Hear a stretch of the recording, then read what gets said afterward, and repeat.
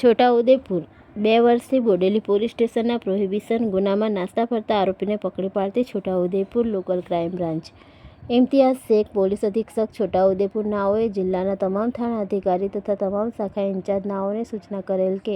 નાસ્તા ફરતા આરોપીઓ અંગે માહિતી મેળવી નાસ્તા ફરતા આરોપીઓને પકડવા સારું અસરકારક કામગીરી કરવા સૂચના આપેલ, જે અન્વયે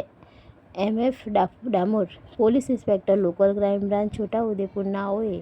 એલસીબી સ્ટાફના પોલીસ કર્મચારીઓને સૂચના આપેલ, જે અન્વયે એલસીબી સ્ટાફના પોલીસ કર્મચારીઓ છોટાઉદેપુર પોલીસ સ્ટેશન વિસ્તારમાં પેટ્રોલિંગમાં હતા તે દરમિયાન અંગત બાતમીદાર થકી ચોક્કસ બાતમી હકીકત મળેલ કે બોડેલી પોલીસ સ્ટેશન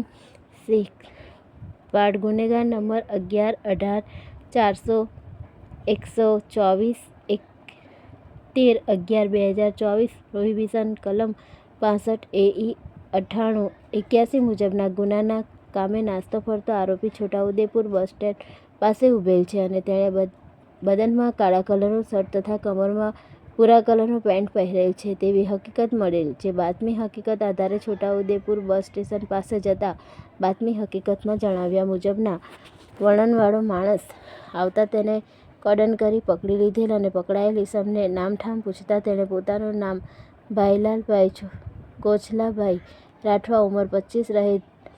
ધોંધાદેવ હોળી ફળિયા જિલ્લો છોટાઉદેપુર તેની અંગ ઝડપી તપાસ કરતા તેની પાસે કોઈ ચીજ વસ્તુ મળી આવેલ નહીં. સદર પકડાયેલ ઈસમને પૂછપરછ કરતા હકીકત જણાવેલ કે આજથી આશરે 2 વર્ષ પહેલાં તેઓ તથા તેનો મિત્ર વેરસિંગભાઈ નાયકડાભાઈ રાઠવા નાઓ મહિન્દ્રા મેક્સ ગાડીમાં ઇંગ્લિશ દારૂ ભરીને જતા હતા. તે વખતે બોડેલી પોલીસ તેમના મિત્રને દારૂ ભરેલ ગાડી સાથે પકડાઈ ગયેલ, જેમાં તેમનું પણ નામ ખુલેલ હોય આજ દિન સુધી તે ગુનામાં હાજર રહેલ ન હતો. સદરી ઈસમ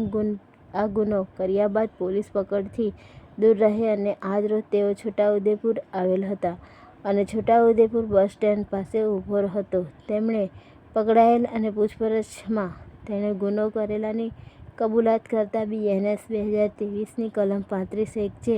મુજબ અટકાયત કરેલ છે. રિપોર્ટર મોહસિન સુરતી, છોટાઉદેપુર.